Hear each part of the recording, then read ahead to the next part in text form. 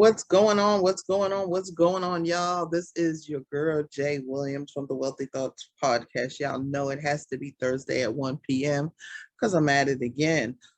First and foremost, I would like to welcome all the new viewers to the podcast. I appreciate you spending a little time with us today as we drop a little knowledge in your ears.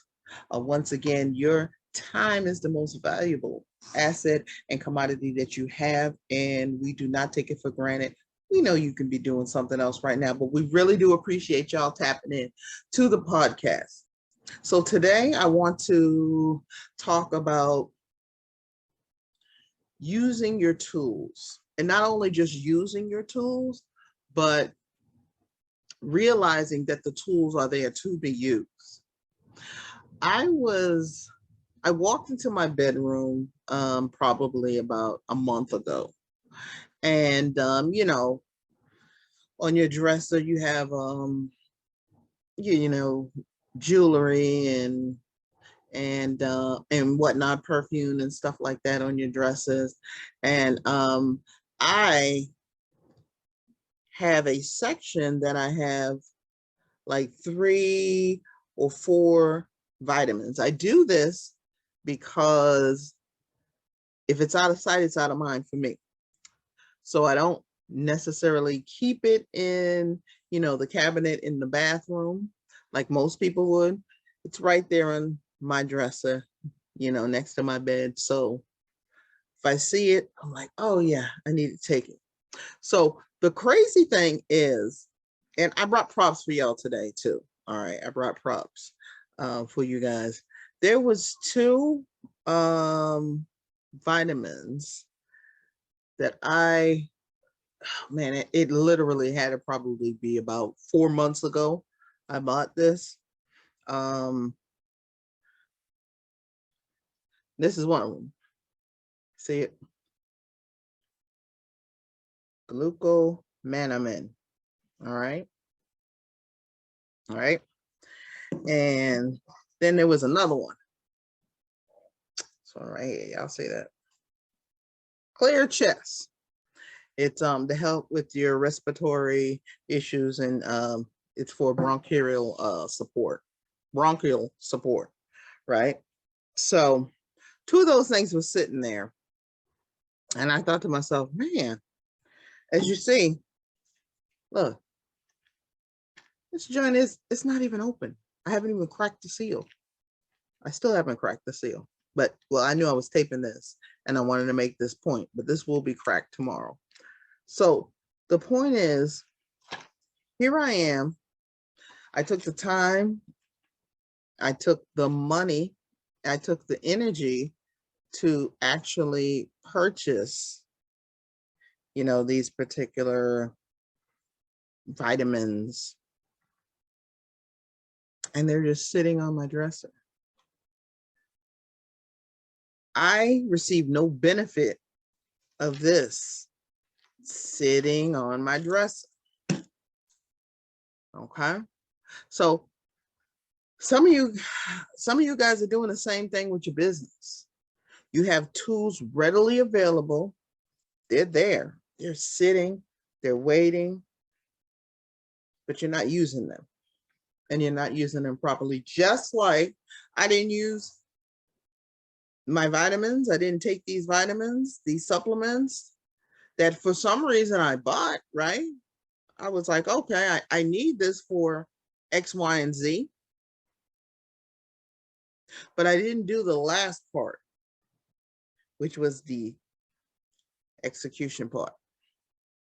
So in your business, I want you to think about what tools around you have you been neglecting or just ignoring or even forgetting about, right? Because there's probably some resources that you can put into action today that will change your business tomorrow. What do I mean? Okay, so how about, I'm big on partnerships. So how about if there's a problem in your business that you yourself cannot solve, find a bridge. Find someone else that solves that problem. Right? Are you with me? So this is what happens at times.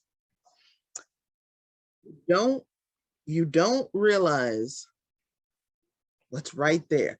I was looking at this YouTube video the other day, and the title of it was something like "A Millionaire Helps a Poor Man Get Financially Free in 7 days," something like that. And I believe it's a British guy, and his name is Samuel Lee. Don't quote me on that, but I think that's his name. So they're in London, and Mr. Lee's claim to fame is real estate. So he taught this guy certain strategies and how to use now when I use the word forceful, don't think of it as a bad thing, but very forthright, let's say that, forthright tactics, no nonsense tactics, and very clear, detailed, direct tactics to have movement in a shorter period, in a short amount of time. See, they were going for this whole 7-day turnaround, okay? And I mean, I don't know if anything is staged or anything like that. It didn't appear that way to me. It appeared that, this guy made his money in real estate, and he taught it. He taught it to his students. And I believe the young man said that there was a contest that he submitted to Mr. Lee's company, and he was one of the final contestants that was picked, that he would spend 7 days with him, move in with him, and in 7 days turn around how his financial outlook looked.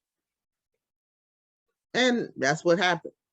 But what was interesting was the guy had a goal at the end of the week of making 10,000 pounds. Remember, they're in London. So he wanted to make 10,000 pounds, right? And he was very close. He was like at 9,000, maybe 9,200 pounds. Okay, at the time, they were close to the end. He invited the gentleman to speak at an event that he was doing, and he told the people, "Hey, I made close to 10,000 pounds." That was his goal. He was close, but he didn't reach the goal. So when they went in the back, Mr. Lee, he said, "Hey, you didn't reach your 10,000 pound goal, but have you reached out to the people here at the event?" And the young guy was like, "No." And he was like, "Why not? There are people with money here. There are investors here. Give your pitch and see, if you can close someone," basically. So the guy did just that. He went to one guy. He wasn't hearing him at all. He shut him down. But he went to another guy and he pitched. And again, I don't know if this is true or not, but it was kind of cool how it transpired. So he pitched it, and he pitched it in a way of, "Hey, I will, if I don't find you this property in 2 weeks, I'll give you your money back." So he asked for I think 1,000 pound,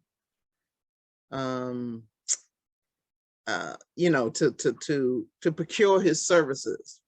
And then if he couldn't actually find the home for the guy in 14 days, he would give him the money back. So in theory, that's a great deal for an investor who wants to find a property, but they don't really want to spend the time to find the property. So guess what happens? He makes his 10,000 pounds. So I said all that to say this. Sometimes what you're looking for is right under your nose. Sometimes you don't have to go to a brand new person to get what you need for your business. Sometimes you're missing the most important person, thing, idea, product, because it's, as they say, it's too close. It's just so close that you never even thought about it. You're not thinking about it because it's too close, right? Man, that was a bar right there, guys. So you have to really take stock and take inventory of who and what is around you that you're not utilizing. And I bet when you look around, you're going to shock yourself because you're going to be like, man, I didn't think about this. Such and such does X, Y, and Z. Look, guys, business is just connecting the dots. And once you connect those dots accordingly, then that's when you start to garner more and more success. Okay? I hope you guys are getting this. I hope you guys are getting this. Because in its simplicity, it's pretty deep. We've all done it. You know, we ran across something and it was like, dang, I didn't even think about that. Why? Because it's just too close to home. Sometimes it's too close to home. So that's why I think it's really a good time. It's a good thing to recharge your mind. If you can't afford a vacation, take a staycation, do something different, go somewhere different, change your environment, you know, just for, even if it's for a day, even if it's for a day, I'm telling you, it triggers something in your mind. You will hit, your reset button will be hit, right? You don't have to go on a 7-day trek to South Africa. You don't have to go to the, the Aruba, Greece.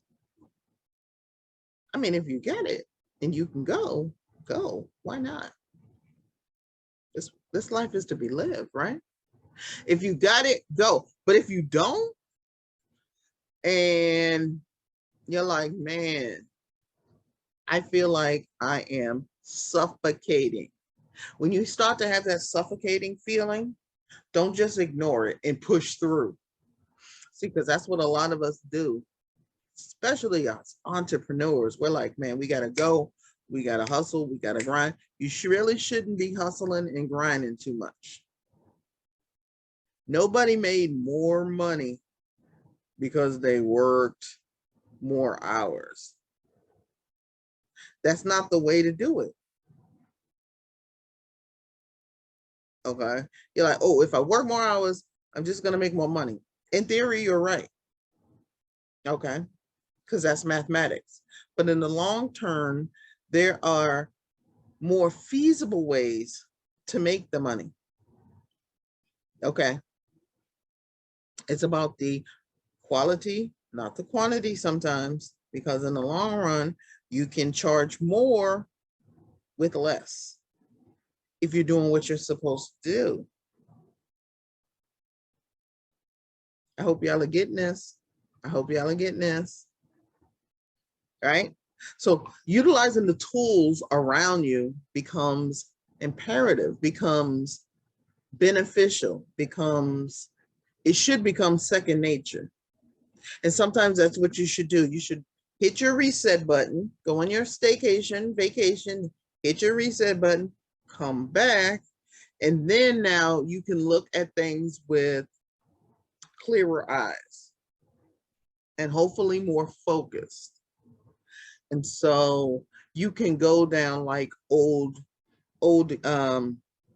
contacts that you have, that you forgot about, that are people that are in industries that maybe you have synergy with, that maybe you can work with, or maybe even you don't even have to work with it. See if they have a referral business. You know, so if you refer someone, you get a percentage. How easy is that? How many of us have said, hey, you got to try this restaurant? The food was magnificent. And then your friend says, oh, okay. You know what? Okay, I'm going to try that just off of your recommendation. So why wouldn't you do that in business and just make a little money doing that? You know, and it may be a little and it may be a lot, but I mean, caveat with that, make sure that the person that you're referring, the business that you're referring, is a good business, knows what they're doing, and can deliver on whatever product or service they say they can deliver on. That's the caveat. But once you have that, why are you not referring? Why are you not connecting the dots? Why? You got to connect these dots. And once you connect these dots, you're going to see how easy this thing is. It is all about connecting the dots and using your tools efficiently, right? Now, once you do that, you're about 80% ahead of the crowd, because the crowd, let me tell you what they're doing. They're bumping their head on doing things only one way. You have to be innovative out here. You have to be creative. You have to not be scared to try new ideas, new strategies. If it doesn't work, so what? Don't use it again. Now you just found out a way not to do business, right? So you got to be fearless with this business thing. Yo, we are entrepreneurs. That means we jump the hell out of the plane and we build the parachute on the way down. It's got to work or it's got to work. You got to have that mentality. You got to already have it in your mind that this is going to work. Now, that does not mean you cannot have a solution if it doesn't work. That's what I mean by that. Forward thinking. Okay? Because see, most people, they don't do this. They don't do the behind the scene work. They think, okay, this is the way I saw it done, so let me do it this way. They think, this is, if I don't do it this way, like everyone else, then it's not going to work. When in actuality, you should be flipping it. What everyone else is doing may work, but if you find your own lane, ooh, that's going to make you, woo, that's going to make you stand out in the crowd, right? That's going to make you stand out in the crowd. And that's what you want in business. You want to be that unicorn, all right? Or you, at least you want to be the first one to do it. You want to be that, like Uber. They don't own one car. Look at their business model. Airbnb. They don't own one house. Look at their business models. Now, of course, we have Uber, we have Lyft, we have Hire Car. Okay. Now we have Airbnb, Verbo, and other sites. You know, now it's okay. Hey, they showed proof of concept. Let's do it too. So then you have other companies following your lead. But you need to be that trailblazer company. Learn to not be scared to make mistakes here, right? Be comfortable with being uncomfortable. I know you heard that phrase before, but it's true. Because once you're in this comfort zone, you know, you tend to, most people tend to, not everyone, but most people tend to exist in that space and live in that space way too long until they get shook out. Something happens and they're like, oh shit, I need to turn it on. You need to turn it on. No, it should have been turned on from the beginning. It should have been turned on and turned up, right?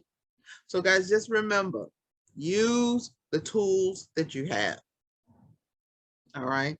That's it, guys. I just wanted to drop a word to you on this Thursday.